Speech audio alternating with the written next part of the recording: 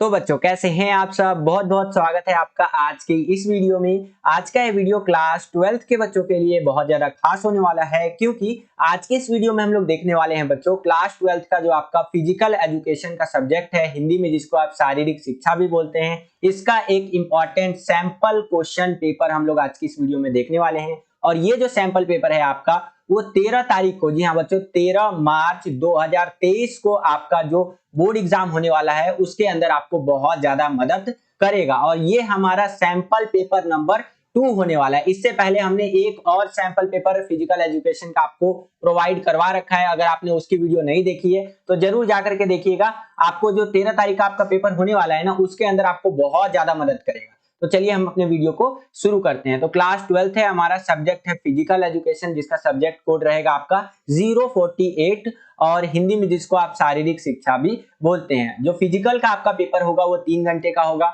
अधिकतम अंक जो हमारे रहने वाले हैं वो 70 रहने वाले हैं, यानी कि 70 नंबर का आपका पेपर आएगा बच्चों। और यहाँ पर एक और चीज मैं आपको बताना चाहूंगा कि अगर अभी तक आपने वीडियो को लाइक नहीं किया है तो वीडियो को लाइक कर दीजिए। देखिए जितना ज्यादा वीडियो को लाइक करेंगे उतना ज्यादा हमारा मोटिवेशन बढ़ता है और वीडियोस को बनाने के लिए। आपके लिए तो फ्री होता है लाइक करना, लेकिन हमारे लिए बहुत ज्यादा वैल्यूएबल, बहुत ज्यादा कीमती होता है। हमें लगता है जैसे आप लाइक करते जाते हैं ना वीडियोस को, हमारे अंदर से मोटिवेशन बढ़ता जाता है कि यार बच्चे लाइक कर रहे हैं वीडियोस को, आप क्या कर रहे हैं, जैसा बैठे क्यों है, वीडियो बनाइए बच्चों के लिए। तो हम आपके लिए और भी ज्यादा से ज्यादा सैंपल पेपर, इंपॉर्टेंट क्वेश्चन और इस प्रकार की वीडियोस बनाते रहते हैं। ठीक है, तो वीडियो को लाइक जरूर कीजिएगा। चैनल पर अगर आप नए आ गए हैं और चैनल को सब्सक्राइब नहीं किया है तो सब्सक्राइब कर लीजिए। इसी प्रकार की वीडियोस हम आपके लिए लेकर के आते रहते हैं। जैसे ही आप चैनल को सब्सक्राइब करेंगे, बगल में आपको बेल का, घंटी या घंटा कुछ भी कह सकते हैं, उसका आइकन शो करेगा, उसको प्रेस करके ऑल पे क्लिक कर दीजिएगा, जिससे कि जो भी हम नया वीडियो डाले उसका नोटिफिकेशन सबसे पहले आपके फोन पर आ जाया करे और आपकी जो तैयारी है वो और भी बेहतर से बेहतर तरीके से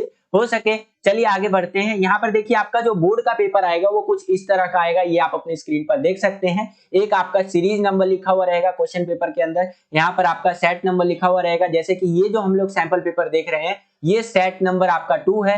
आपको जो पेपर मिलेगा वो 4 सेट के अंदर से कोई सा भी सेट मिल सकता है। ठीक है, सेट 1 मैंने करवा दिया है, सेट 2 हम लोग देख रहे हैं सैंपल पेपर, सेट 3 और 4 भी मैं आपको जल्दी ही करवा दूंगा। बस वीडियोस को लाइक जरूर करते रहिएगा। नीचे देखें तो यहाँ पर आपको कोड नंबर वगैरह देखने को मिलेगा। उसके नीचे चले तो कुछ बेसिक बातें आपको यहाँ पर लिखी हुई देखने को मिलेंगी, जैसे कि टोटल जो हमारी प्रिंटेड पेजेस है वो 35 है, 35 है। ठीक है, और क्वेश्चन जो होंगे आपके, प्रश्नों की जो संख्या होगी 37, यानी कि 37 क्वेश्चन हमसे पूछे जाएंगे फिजिकल के पेपर के अंदर। उसके नीचे चले तो यहाँ पर आपको सामान्य निर्देश देखने को मिलेगा, ये आप अपनी स्क्रीन पर देख सकते हैं, इंग्लिश में जिसको जनरल इंस्ट्रक्शंस भी कहते हैं, ये आप अपनी स्क्रीन पर देख ही सकते हैं। मैंने आपको पार्ट 1 यानी कह लीजिए पार्ट 1 क्या कहेंगे, पेपर नंबर 1 या सैंपल पेपर नंबर 1 वाली जो वीडियो थी उसके अंदर बहुत अच्छी तरीके से सामान्य निर्देश को एक्सप्लेन कर दिया था, उसको जा करके जरूर देखिएगा। यहाँ पर ओवरव्यू दे देता हूँ, एक मोटा मोटा आइडिया दे देता हूँ। देखिए सामान्य निर्देश में वही बता रखा है कि जो हमारा सेक्शन ए होगा वो आपका पूरा का पूरा एमसीक्यू बेस्ड होगा,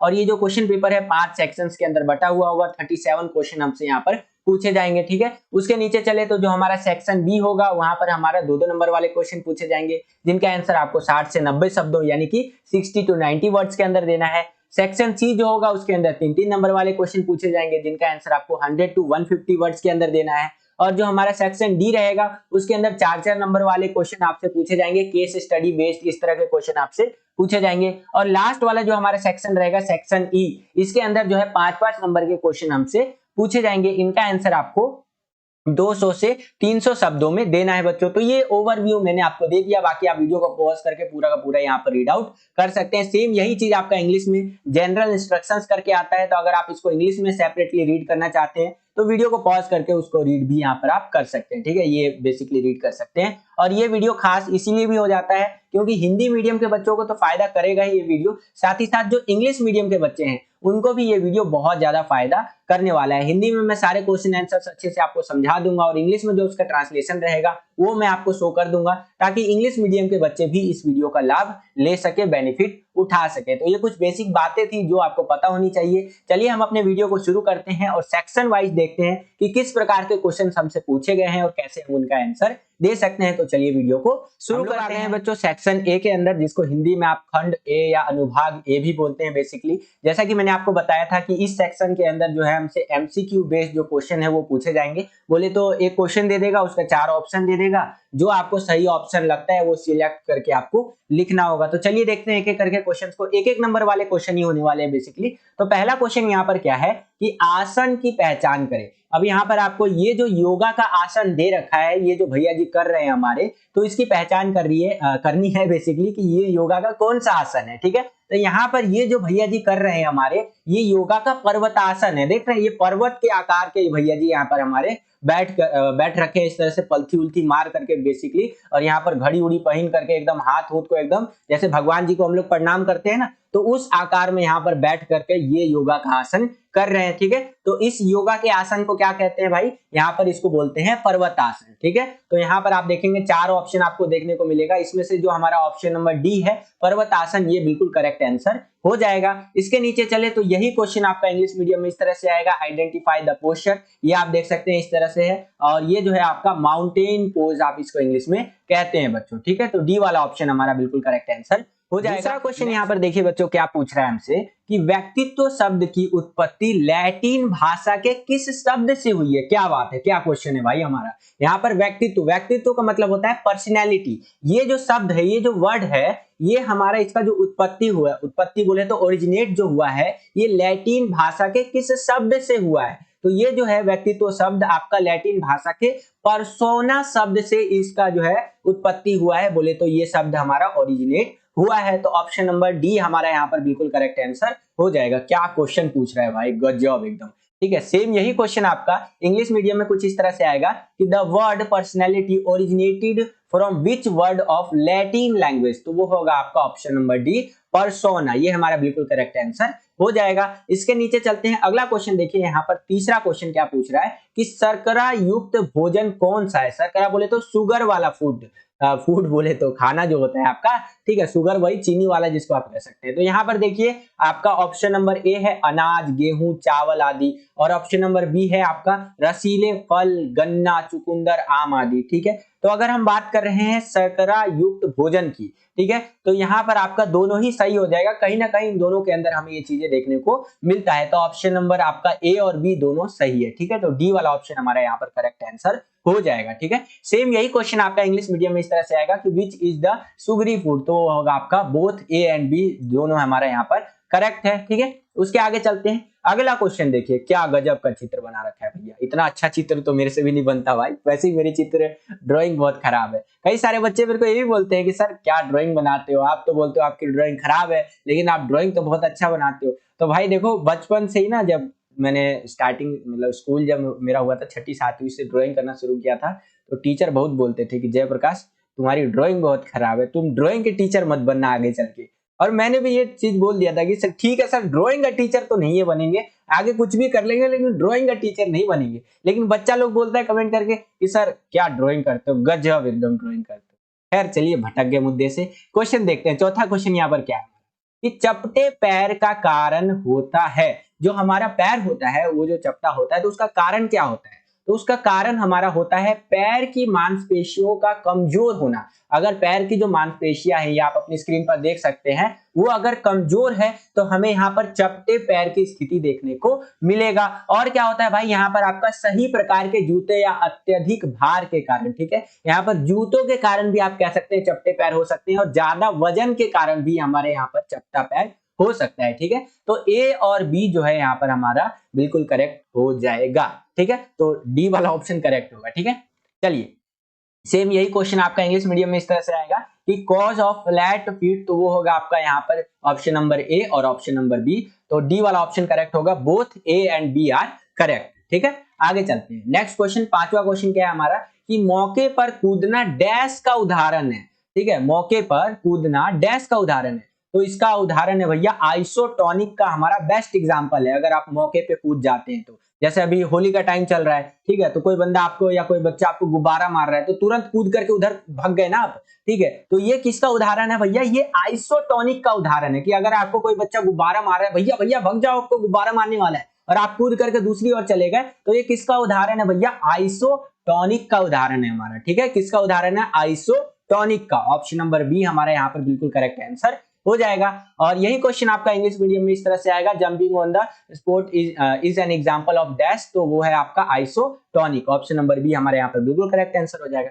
नेक्स्ट क्वेश्चन है कि लंबी कूद में टेक ऑफ डैश शक्ति का उदाहरण है। जो लंबी कूद होती है, सपोज दैट आप इस ए नाम के जगह से इस बी नाम के जगह तक एक लंबा छलांग लगा रहे हैं, आपका दोस्त बोल रहा है अच्छा यहाँ से यहाँ तक कूद लेगा तू, हाँ भाई कूद लूंगा मैं, तो यहाँ से यहाँ तक आप छलांग लगा रहे हैं, तो ये किस शक्ति का उदाहरण है, किस पावर का उदाहरण है, तो ये हमारा है विस्फोटक ताकत का उदाहरण है, जिसको इंग्लिश में आप एक्सप्लोजिव स्ट्रेंथ भी बोलते हैं। इसका ये एक एग्जांपल है लंबी कूद में टेक ऑफ, ठीक है, तो ये आपका बिल्कुल करेक्ट आंसर हो जाएगा। सेम यही क्वेश्चन आपका इंग्लिश मीडियम में इस तरह से आएगा कि take off in long jump is an example of dash power, तो वो होगा आपका explosive strength. Option number A हमारे यहाँ पर बिल्कुल करेक्ट आंसर होगा। नेक्स्ट क्वेश्चन देखिए, यहाँ पर हमारा 7वां क्वेश्चन क्या है कि एंडोमॉर्फिक में एंड्रो जो है आपका, इसका अर्थ क्या है आपका, ठीक है, तो इसका अर्थ होता है गोल मटोल शरीर, ठीक है, क्या होता है गोल मटोल शरीर। एंडोमॉर्फिक जो होता है इसका अर्थ मतलब एंडोमॉर्फिक में एंडो जो है आपका ये, इसका अर्थ क्या होता है गोल मटोल शरीर होता है, ठीक है। सेम यही क्वेश्चन आपका इंग्लिश मीडियम में कुछ इस तरह से आएगा और इसका ऑप्शन नंबर बी हमारा बिल्कुल करेक्ट आंसर हो जाएगा। नेक्स्ट क्वेश्चन देखिए, 8वां क्वेश्चन क्या पूछ रहा है कि किशोरावस्था होती है, ठीक है, किशोरावस्था कब से कब तक होती है, 12 साल से लेके 18 साल तक की उम्र तक किशोरावस्था, जिसको आप टीन एज भी बोलते हैं, वो होती है। आप देखते होंगे कि आपका 12 साल से लेकर के 18 साल जो एज होता है ना, इसके अंदर बॉडी के अंदर बहुत सारा चेंज आता है, बहुत सारे बच्चे तो डर भी जाते हैं, तो भाई डरना नहीं है, ये नॉर्मल है, ये हर इंसान के साथ, हर मेल और फीमेल के साथ होता ही होता है, ठीक है। तो 12 साल से लेकर 18 साल तक की जो उम्र है उसको किशोरावस्था बोलते हैं, और इस अवस्था में, इस एज में कह सकते हैं हमारी बॉडी के अंदर बहुत सारे चेंजेस आते हैं, ठीक है। तो हमारे यहाँ पर ऑप्शन नंबर जो सेकंड है बिल्कुल करेक्ट आंसर हो जाएगा। सेम यही क्वेश्चन आपका इंग्लिश मीडियम में इस तरह से आएगा और आंसर होगा हमारा सेकंड वाला 12 से लेकर 18 ईयर का, ठीक है, 12 to 18 ईयर। नेक्स्ट हमारे यहाँ पर 9वां क्वेश्चन देखिए क्या है कि नीचे दो कथन दे रखे हैं, बेसिकली अभिकथन और कारण वाला क्वेश्चन है। तो यहाँ पर देखिए अभिकथन क्या कह रहा है कि आंतरिक प्रेरणा के दीर्घकालिक लाभ हमें देखने को मिलता है। आंतरिक प्रेरणा बोले तो यहाँ पर आप इंग्लिश में भी देख सकते हैं, ठीक है, यानी कि हमारा इंटरनली जो मोटिवेशन होता है ना, उसके लॉन्ग टर्म बेनिफिट हमें देखने को मिलता है। और यहाँ पर कारण क्या कह रहा है कि चूंकि इसके पीछे कारक स्वाभाविक रूप से ऐसे कार्यों का अनुसरण कर रहे हैं जो आनंद, तृप्ति या चुनौती प्रदान करते हैं। उपरोक्त दो कथनों में से निम्नलिखित में से कौन सा सही है, तो यहाँ पर हमारा ऑप्शन नंबर ए बिल्कुल करेक्ट हो जाएगा। दोनों आपका यानी कि अभिकथन और कारण सत्य है, और जो आपका यहाँ पर कारण है वो अभिकथन की सही व्याख्या करता है, ठीक है, तो ऑप्शन नंबर ए हमारे यहाँ बिल्कुल करेक्ट आंसर हो जाएगा। सेम यही क्वेश्चन आपका इंग्लिश मीडियम में इस तरह से आएगा, ये आप अपनी स्क्रीन पर देख सकते हैं, और option number A both A and R true and reason is the correct explanation of A, यानी कि अर्चेसन, इस तरह से आपका ऑप्शन नंबर ए बिल्कुल करेक्ट आंसर हो जाएगा। नेक्स्ट क्वेश्चन देखिए, 10वां क्वेश्चन क्या है कि कार्बोहाइड्रेट जो पानी में घुलनशील होते हैं और संरचना में क्रिस्टलीय होते हैं, वो कौन से होते हैं बच्चों, तो वो आपके सरल कार्बोहाइड्रेट होते हैं, ठीक है। जो नॉर्मल वाला कार्बोहाइड्रेट होता है वो आपका पानी में घुलनशील होता है और संरचना में आपका क्रिस्टलीय होता है, ठीक है। यहाँ पर हमारा कौन सा कार्बोहाइड्रेट होता है, वो सरल होता है। मैंने आपको बताया था ना, कार्बोहाइड्रेट दो प्रकार का होता है, एक सरल होता है, एक जटिल होता है। ज्यादातर जो हम कार्बोहाइड्रेट लेते हैं वो जटिल कार्बोहाइड्रेट लेते हैं, ठीक है। तो यहाँ पर बोला है जो पानी में घुल जाता है, मिल जाता है ना, जैसे रसना हम लोग पानी में मिला करके पीते थे ना पहले, ठीक है, तो उसी प्रकार का कार्बोहाइड्रेट जो पानी में मिल जाता है और संरचना में जो होता है आपका वो क्रिस्टलीय होता है, तो वो कौन सा कार्बोहाइड्रेट होता है, वो आपका सरल होता है, सिंपल कार्बोहाइड्रेट जिसको आप कहते हैं, ठीक है, इंग्लिश में।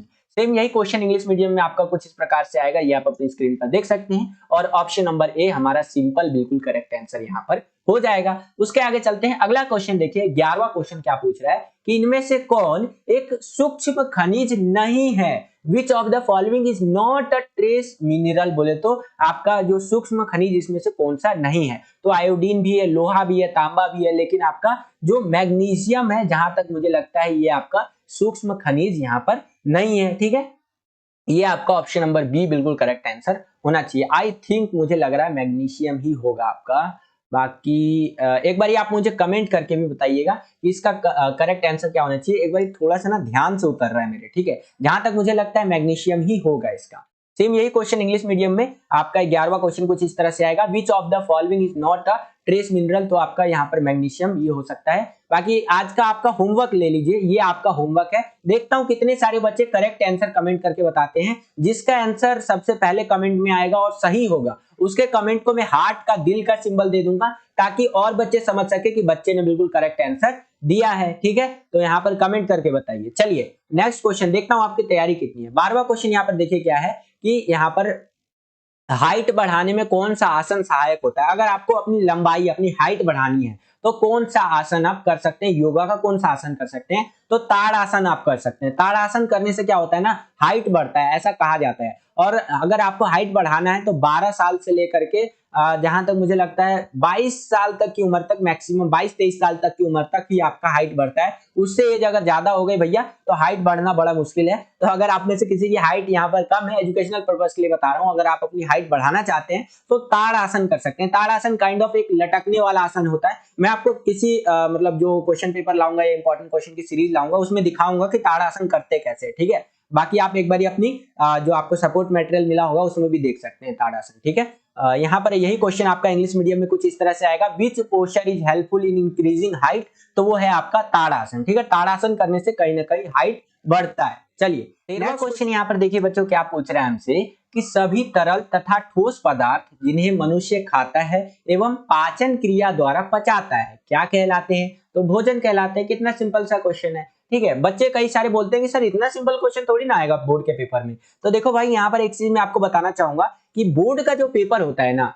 अगर मैं उस बोर्ड के पेपर को 100 नंबर का पेपर मान के चलूं, वैसे तो आपका यहाँ पर 70-80 का पेपर आता है। ठीक है, 70 का पेपर जो है, कई पेपर 70 का आता है, कई पेपर 80 का आता है, लेकिन मान के चलो यहाँ पर आपका 100 नंबर का पेपर मैं मान के चलता हूँ। ठीक है, तो 100 में से 80 नंबर का जो पेपर होगा ना आपका, 80 नंबर का आसान पेपर आता है। इतना आसान आता है कि इजीली जो बच्चा थोड़ा बहुत भी पढ़ा होता है ना वो कर सकता है। जो बच्चे हमारे सैंपल पेपर्स भी देखते हैं ना, वो बच्चे भी इस 80 नंबर के पेपर में से आराम से यहाँ पर 79 या 80 भी स्कोर कर सकते हैं, कोई दिक्कत वाली बात नहीं। यानी 75 से 80 ले लीजिए यार, इतना स्कोर कर सकते हैं। ठीक है, बाकी बचते हैं आपके 20 नंबर। ये 20 नंबर का जो पेपर आता है ये आपका आता है भैया कठिन, ये आता है टफ थोड़ा सा। यहाँ पर बच्चों को घुमाने का प्रयास किया जाता है। कोई से भी ईयर का आप या कोई से भी साल का क्वेश्चन पेपर उठा के देख लीजिए, कोई से भी सब्जेक्ट का, हर सब्जेक्ट का जो पेपर का पैटर्न होता है वो ऐसा ही सेट किया जाता है।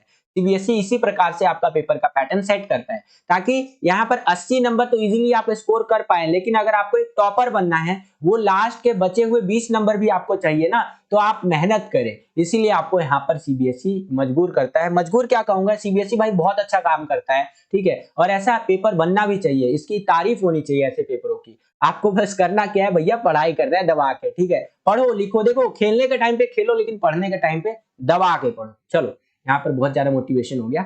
नेक्स्ट यही क्वेश्चन आपका इंग्लिश मीडियम में कुछ इस तरह से आएगा, ये आप अपनी स्क्रीन पर देख सकते हैं। All the liquid and solid substances that human eat and represent through digestion जो है सो कि आर कॉल्ड मील, तो वो क्या होता है हमारे यहाँ पर मील होता है। ठीक है, तो यहाँ पर ऑप्शन नंबर ए हमारा बिल्कुल करेक्ट आंसर हो जाएगा। 14वां क्वेश्चन देखिए क्या है कि जिग जैग दौड़ में परीक्षार्थी से कितने चक्कर लगवाए जाते हैं, तो जिग जैग जो दौड़ होता है उसमें 3 चक्कर लगवाए जाते हैं परीक्षार्थी से। ठीक है, जो कैंडिडेट होता है उसके द्वारा। और अगर आपको वीडियो पसंद आ रहा है तो वीडियो को लाइक जरूर कीजिएगा बच्चों। देखिए बहुत मेहनत लगता है वीडियो बनाने में, तो जितना ज्यादा वीडियो को लाइक करेंगे उतना ज्यादा हमारा मोटिवेशन बढ़ता है और वीडियोस को बनाने के लिए।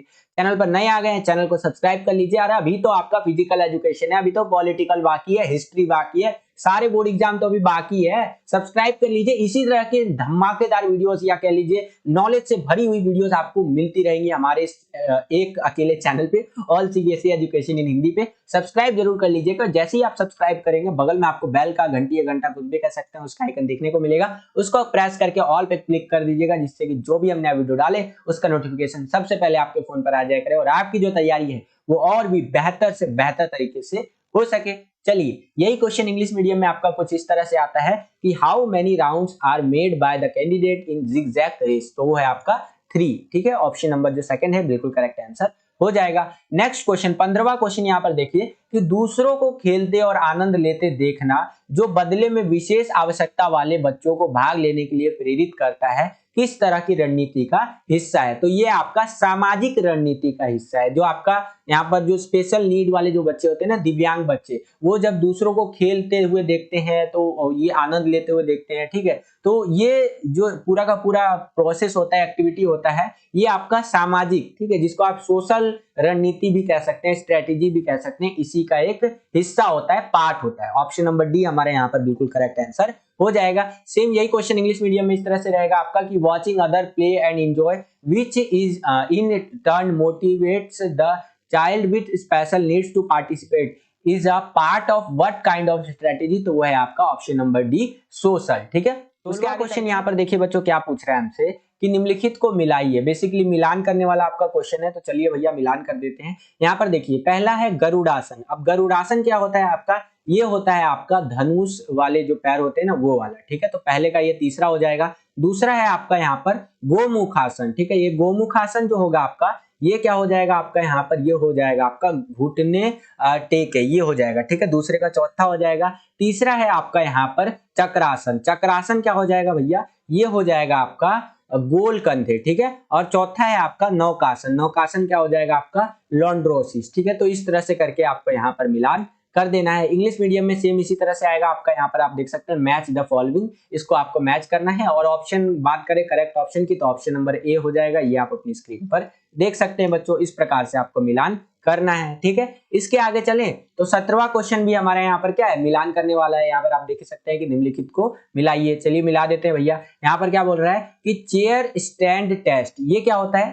तो ये होता है आपका निचले शरीर की ताकत को देखने के लिए ये वाला टेस्ट हमारा यहाँ पर किया जाता है। उसका अगला है आर्म कर्ल टेस्ट। अब ये क्या होता है, ये जो होता है हमारा ऊपरी शरीर की ताकत देखने के लिए इस प्रकार का टेस्ट किया जाता है। तीसरा है हमारा यहाँ पर आपका ब्रेक जैसे कि आपका बैक स्क्रैच टेस्ट। तो ये क्या होता है, ये होता है आपका ऊपरी शरीर का लचीलापन देखने के लिए किया जाता है। और चौथा है आपका 6 मिनट का आपका वॉक टेस्ट। तो ये होता है आपका एरोबिक धीरज, जिसको आप कह सकते हैं, इसके लिए ये किया जाता है। तो इस प्रकार से आपको यहाँ पर मिलान करना है। आई होप कि आपको समझ में आया होगा। सेम इंग्लिश मीडियम में भी इस तरह से आएगा। और इसके करेक्ट आंसर की बात करूं तो ऑप्शन नंबर ए जो है हमारा यहाँ बिल्कुल करेक्ट आंसर हो जाएगा। इसके आगे चलते हैं। अगला क्वेश्चन देखिए, 18वां क्वेश्चन क्या है कि यहाँ पर खिलाड़ी की शारीरिक क्षमताओं और योग्यताओं के मूल्यांकन के लिए प्रयोग में लाए जाने वाली विधि के बारे में आपको बताना है। यानी कि जो खिलाड़ी है, जो बंदा खेल रहा है, उसका पूरा का पूरा अगर हम लोगों को फिजिकली सब कुछ टेस्ट करना है कि सही है नहीं है, सारी चीजें देखनी है,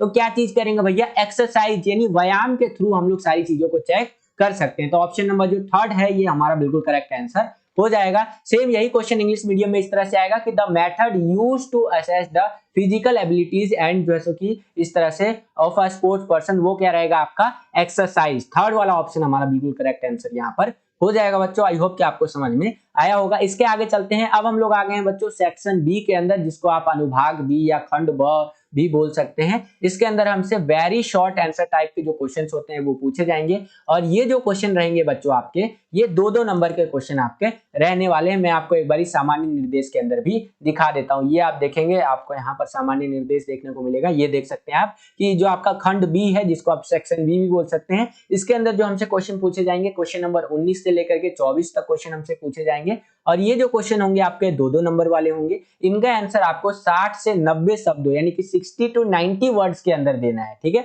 ध्यान रखिएगा। तो देखिए वर्ड लिमिट आपको दे रखा होता है और सीबीएसई का इंस्ट्रक्शन भी आया है इस बारी वर्ड लिमिट को लेकर के कि भैया वर्ड लिमिट का ध्यान रखिए कि 60 से 90 दे रखा है ना, तो ज्यादा से ज्यादा 100 शब्दों में लिख दो। ये नहीं कि आप 150-200 शब्दों में लिख रहे हो, वहां पर टीचर पूरा काट देगा आंसर।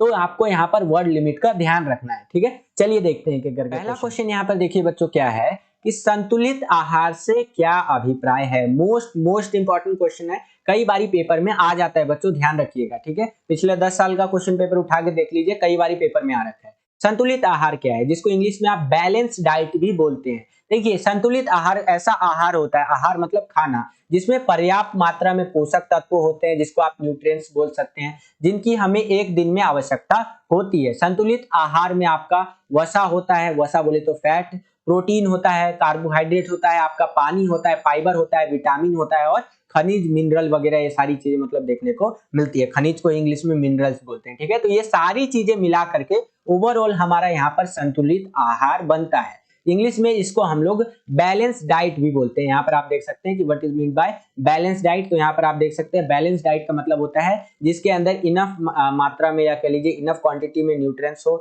जिसकी हमें एक दिन में जरूरत होती है। बैलेंस डाइट के अंदर इंक्लूड कर सकते हैं फैट को, प्रोटीन को, कार्बोहाइड्रेट, वाटर वगैरह होता है, हमारा फाइबर होता है, विटामिन होता है और मिनरल्स होते हैं। ठीक है, तो ये सारी चीजें मिल करके क्या बनाता है, हमारा बैलेंस डाइट बनाता है। आप एक जिम वाले बंदे को देखेंगे, जिम वाला बंदा जो होता है बिल्कुल बैलेंस डाइट लेता है, तभी तो उसका एकदम हट्टा कट्टा शरीर होता है, पहलवान जैसा। और हम जैसे लोग क्या होते हैं, जैसे अगर जो डेली में देखता हूँ बच्चों को, ठीक है, या काइंड ऑफ कह सकते हैं हम लोग भी क्या होता है, जैसे नॉर्मल सुबह कुछ खाना खा लिया, दोपहर में कुछ खा लिया, शाम को क्या होता है दोस्तों को कॉल किया, अरे भाई क्या कर रहा है, चलो थोड़ा सा बाहर का कुछ खाना खाते हैं, जो कि उतना हेल्दी नहीं होता है, उसके अंदर फैट वगैरह, प्रोटीन वगैरह, कार्बोहाइड्रेट, ये फाइबर, विटामिन नहीं होता है। ठीक है, लेकिन एक जिम वाला जो बंदा होता है ना, या पहलवान जो लोग होते हैं, वो एकदम बैलेंस डाइट लेते हैं जिसके अंदर ये सारी चीजें होती हैं। तो इस प्रकार से आपको इसका आंसर लिखना है। आई होप कि आपको समझ में आया होगा। नेक्स्ट क्वेश्चन देखिए, यहाँ पर क्या है कि अस्थि भंग के मुख्य कारण आपको लिखने हैं। अस्थि भंग क्या होता है भैया, फ्रैक्चर जिसको इंग्लिश में आप कहते हैं, जैसे कि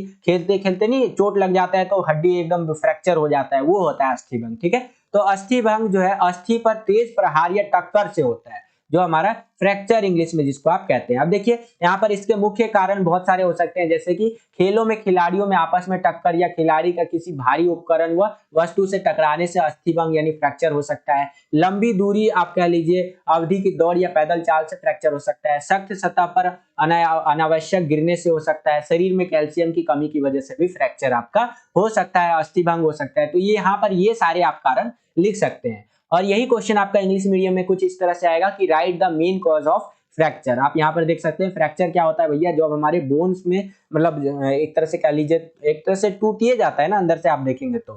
ठीक है, एक प्रकार से बोल रहा हूँ। और यहाँ पर फ्रैक्चर के क्या रीजंस हो सकते हैं, यहाँ पर स्पोर्ट्स के अंदर हो सकता है फ्रैक्चर हमारा। ठीक है, यहाँ पर अगर आपको चोट लग गया हैवी इक्विपमेंट्स वगैरह से, लॉन्ग डिस्टेंस अगर आप रनिंग कर रहे हैं तो फ्रैक्चर हो सकता है, एक्सीडेंटली हो सकता है अगर हम लोग किसी हार्ड सरफेस पे गिर जाते हैं तो, कैल्शियम की अगर हम लोगों की बॉडी में कमी है तो फ्रैक्चर यहाँ पर देखने को मिल सकता है। तो ये कारण हो सकते हैं आपके फ्रैक्चर के। आई होप कि आपको समझ में आया होगा। अगला क्वेश्चन है कि फार्टलेग प्रशिक्षण पद्धति के किन्हीं 4 लाभों की सूची बनाइए। List any 4 advantages of fartlek training method. ठीक है, इसको थोड़ा सा समझिए, यहाँ पर आपका सपोर्ट मटेरियल का ही पूरा का पूरा ये लिया हुआ है, इसको समझिए थोड़ा सा। देखिए ये जो विधि है, ये जो मेथड है, यह सहन क्षमता को बढ़ाने की विधि है। यानी कि जो आपका वो होता है ना, एक बर्दाश्त करने का क्षमता जो होता है उसको बढ़ाना, उसको इंक्रीज करने का एक मेथड है। ठीक है, स्वीडन के गोस्ट होल्मर ने 1930 में जो है इसको बनाया था। स्वीडन के एक बंदे थे गोस्ट होल्मर, इन्होंने 1930 में इसको बनाया था। इसे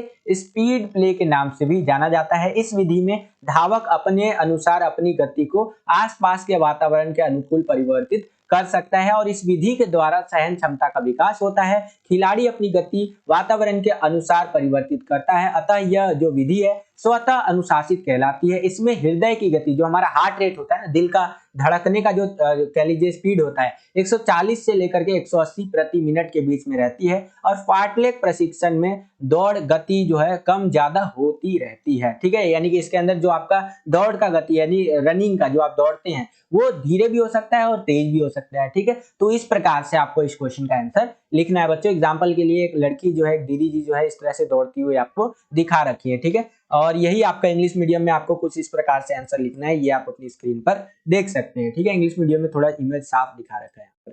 चलिए ये आप देख सकते हैं, इस प्रकार से आंसर आपको लिखना है। ठीक है, 22वां क्वेश्चन यहाँ पर देखिए बच्चों क्या है कि कोमल उत्तक क्षति। कोमल उत्तक क्षति बोले तो जो आपका कोमल उत्तक की जो चोटें होती हैं उनके किन्हीं 2 प्रकारों को उदाहरणों की सहायता से आपको समझाना है। तो देखिए आपका कोमल उत्तक जो चोट होता है या क्षति कह लीजिए, जिसको इंग्लिश में आप सॉफ्ट टिश्यू इंजुरी भी बोलते हैं, उसमें आप यहाँ पर लिख सकते हैं। पहला होता है गुम चोट या आपका अंतः क्षति, जिसके अंदर शरीर के किसी हिस्से पर सीधे प्रहार के कारण होने वाले घाव, उदाहरण के लिए खिलाड़ी का घुटना दूसरे खिलाड़ी के जांघ से टकराना, ये आपका कोमल उत्तक क्षति का एक ये आप लिख सकते हैं प्रकार। दूसरा होता है मोच, जिसमें क्या होता है जोड़ों के लिंगामेंट की चोट होती है, जो जोड़ में लिंगामेंट का हिंसक अतिवृद्धि या असामान्य दिशाओं में जोड़ की गति के कारण होता है। यह दर्द कोमलता जो है जोड़ में सूजन की विशेषता है। ठीक है, यानी मोच आ जाना। ठीक है, आप देखते होंगे ना अमूमन नॉर्मल देसी लैंग्वेज में आप सुनते होंगे, अरे मोच आ गया क्या तेरे। ठीक है, तो ये भी कोमल उत्तक क्षति के अंदर ही काउंट किया जाता है। तीसरा होता है खिंचाव। इसमें क्या होता है मांसपेशियों का कंडरा की चोट 3 प्रकार की है, हल्की, मध्यम और गंभीर। एक ये भी आप लिख सकते हैं। तो इस प्रकार से इस क्वेश्चन का आंसर आपको लिखना है। सेम यही क्वेश्चन इंग्लिश मीडियम में इस तरह से आएगा, explain any 2 types of soft tissue injury with the help of examples. ठीक है, तो आप पहले यहाँ पर देख सकते हैं फाइनल इंजरी या फिर मिसिंग इंजरी, इस तरह से करके। फिर आता है आपका स्ट्रेन, जिसको मोच भी कहते हैं। ठीक है, और आप यहाँ पर देख सकते हैं तीसरा स्ट्रेन करके आता है, ये आप देख ही सकते हैं। उसके आगे यहाँ पर ये आपका सैंपल पेपर जो आया था उसके अंदर भी दे रखा है type of soft tissue injury, तो आप यहाँ पर देख सकते हैं इस तरह से आपका दे रखा है। ठीक है, इमेज की क्वालिटी अगर आपको अच्छा देखना है तो वीडियो क्वालिटी बढ़ा लीजिए, 1080p फुल एचडी में देखिए वीडियो, तो आपको और अच्छी तरीके से ये वाला इमेज दिखेगा बच्चों। ठीक है, आगे चलते हैं। अगला क्वेश्चन देखिए, 23वां क्वेश्चन, काफी इंपॉर्टेंट क्वेश्चन है, थोड़ा सा समझिए इसको। जीवन शैली संबंधी रोगों की रोकथाम में योग की भूमिका की विस्तार पूर्वक चर्चा कीजिए। यानी कि जो हमारा लाइफ स्टाइल है, डेली जो हम लोग जिंदा है आज के टाइम पे, खाना पीना खा रहे हैं, मस्त खाते पीते हैं, खेलते कूदते हैं, पढ़ते लिखते हैं, सो जाते हैं। ठीक है, तो ये जो हमारा जिंदगी चल रहा है इसके अंदर योग की क्या भूमिका है। जो हमारे जिंदगी में जो नॉर्मल बुखार वगैरह, सर्दी जुकाम, ये सब बीमारी जो आ जाता है ना, पीठ दर्द, कमर दर्द, ये सब जो हमारा बीमारी आ जाता है, लाइफ स्टाइल रिलेटेड डिजीज भी जिसको इंग्लिश में बोलते हैं, तो इसको अगर रोकना है तो योग यानी कि योगा की क्या यहाँ पर भूमिका हो सकती है वो आपको यहाँ पर बताना है। ठीक है, तो ये इस टाइप का अगर क्वेश्चन आता है तो आप बना करके भी आंसर लिख सकते हैं। वैसे यहाँ पर आंसर भी आपको लिख करके मैंने बता रखा है कि देखिए बच्चों, जीवन शैली संबंधी विकारों के प्रबंधन में सदैव योग के मौलिक सिद्धांतों या कह लीजिए इनकी बातों की चर्चा की जाती है। ठीक है, यानी कि जो जिंदगी में हमारा नॉर्मल विकार आता है, विकार मतलब एक तरह से कह लीजिए बीमारी वगैरह जो आता है, उसको रोकने के लिए हमेशा हम लोग योग के बारे में बात करते हैं, योगा के बारे में बात करते हैं। ठीक है, उनके सिद्धांतों के बारे में चर्चा हम लोग कर सकते हैं, जिसमें व्यक्ति का उचित दृष्टिकोण तथा मनोवैज्ञानिक विकास शामिल होता है। योगी की जीवन शैली एक समग्र कला एवं विज्ञान है, जिसके अभ्यास द्वारा तनाव प्रबंधन, चयापचय का सामान्य होना, ठीक है, स्थिरीकरण, कल्पना शक्ति में वृद्धि तथा प्रचलित रोगों जैसे मधुमेह व उच्च रक्तचाप आदि को नियंत्रित किया जा सकता है। एक योगी जो बंदा होता है, योगी मतलब कि आप योग करने वाला जो बंदा होता है, योगा करने वाला जो बंदा होता है, उसके जिंदगी में बहुत सारी बीमारी उमारी नहीं आता है। जैसे जो खतरनाक खतरनाक बीमारी भी है, जो आपका डायबिटीज है, हाई ब्लड प्रेशर है, लो ब्लड प्रेशर है, ठीक है, और भी बहुत सारी बीमारियां हैं, ये सारी बीमारी हमें यहाँ पर नहीं देखने को मिलता है, इस पर कंट्रोल देखने को मिलता है। ठीक है, तो अगर किसी को है भी तो कंट्रोल हो जाएगा, अगर किसी को नहीं है तो उसको होगा भी नहीं।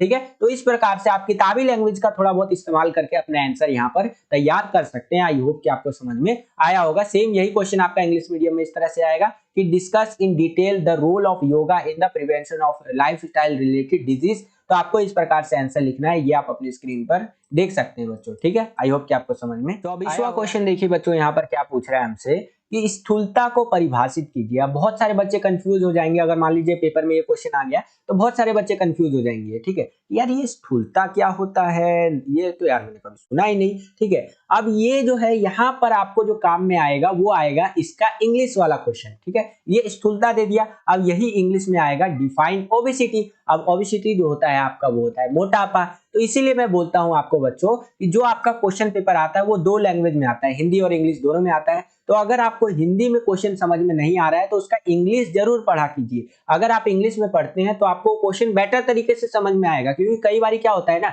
हिंदी में जैसे कि यहाँ पर देख लीजिए स्थूलता दे दिया, आपको क्या होता है उसका पर्यायवाची शब्द दे देता है, क्वेश्चन वही रहता है, इसको बोलते हैं मोटापा। स्थूलता क्या होता है, मोटापा। अब यहाँ पर अगर आपको सिंपल दे देता मोटापे को परिभाषित कीजिए तो आप लिख नहीं देते मोटापे में फैट ज्यादा बढ़ जाता है, 20% से ज्यादा बढ़ जाता है तो मोटा कहलाते हैं। ठीक है, इस तरह से आप लिख देते, लेकिन क्या हुआ यहाँ पर जो है क्वेश्चन को घुमा दिया थोड़ा सा, तो यहाँ पर बच्चे कंफ्यूज हो जाते हैं। इसीलिए क्वेश्चन का इंग्लिश जरूर पढ़ा कीजिए। अब चलिए इस क्वेश्चन को समझते हैं कि स्थूलता जो होती है वो क्या होता है। अब इसको स्थूलता कह लीजिए या फिर मोटापा कह लीजिए, बात बराबर ही है। यह शरीर की वह दशा होती है जिसमें शरीर में वसा यानी कि जो आपका फैट होता है उसकी मात्रा का जो स्तर होता है यानी उसका लेवल जो होता है बहुत ज्यादा बढ़ जाता है। ठीक है, अब यहाँ पर कुछ और बातें बता रखा है, जैसे कि दूसरे शब्दों में जो है सो इस तरह से कह सकते हैं कि वह दशा जब एक व्यक्ति का भार जो होता है आदर्श भार से 20% या इससे अधिक हो जाता है तो वह मोटापा कहलाता है। यानी कि एक बंदे का वजन होना चाहिए आपका मान लीजिए 70 किलो, अब उसका वजन जो है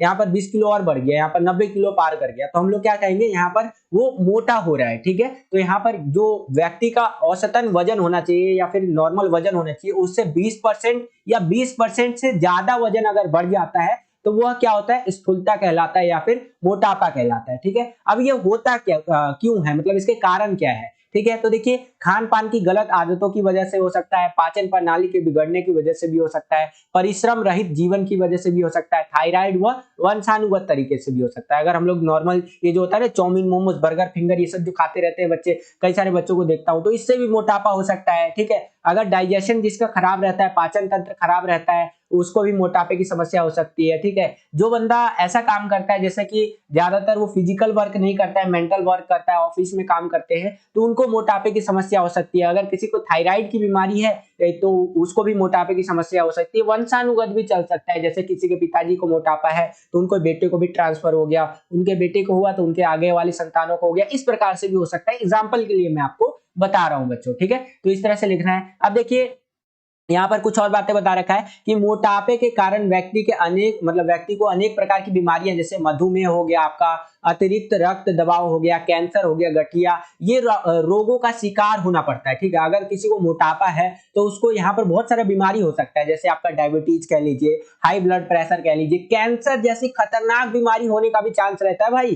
ठीक है, यहाँ पर कैंसर क्या है, यहाँ पर आपका हार्ट अटैक का भी खतरा बना रहता है। अगर एक व्यक्ति मोटा है तो हार्ट अटैक का खतरा बढ़ जाता है, गठिया ऐसी खतरनाक बीमारी होने का खतरा रहता है। ठीक है, तो इस प्रकार से आप यहाँ पर मोटापे या स्थूलता को परिभाषित कर सकते हैं। सेम यही क्वेश्चन इंग्लिश मीडियम में इस तरह से आएगा, डिफाइन ओबेसिटी, और आंसर जो आपको लिखना है कुछ इस प्रकार से लिखना है, ये आप अपनी स्क्रीन पर देख सकते हैं बच्चों। ठीक है, इसके नीचे चले तो अब हम लोग आ गए हैं सेक्शन सी या खंड सी बोल लीजिए। इसके अंदर हमसे शॉर्ट आंसर टाइप वाले जो क्वेश्चंस होते हैं वो पूछे जाएंगे, और ये जो सेक्शन है और इसके आगे वाले जो सेक्शन है हमारे सैंपल पेपर के अंदर, इसको हम लोग करेंगे पार्ट 2 वाली वीडियो में। आज की इस वीडियो के लिए इतना ही। बस बच्चों यही था आज का ये वीडियो। अगर आपको ये वीडियो पसंद आया तो ज्यादा से ज्यादा इस वीडियो को लाइक कीजिए। जितना ज्यादा आप इस वीडियो को लाइक करेंगे उतना ज्यादा हमारा मोटिवेशन बढ़ता है और वीडियोस को बनाने के लिए। चैनल पर अगर आप नए आ गए हैं और चैनल को सब्सक्राइब नहीं किया है तो सब्सक्राइब कर लीजिए। इसी प्रकार की वीडियोस हम आपके लिए लेकर के आते रहते हैं। जैसे ही आप चैनल को सब्सक्राइब करेंगे, बगल में आपको बेल का, घंटी, घंटा कुछ भी कह सकते हैं, उसका आइकन शो करेगा,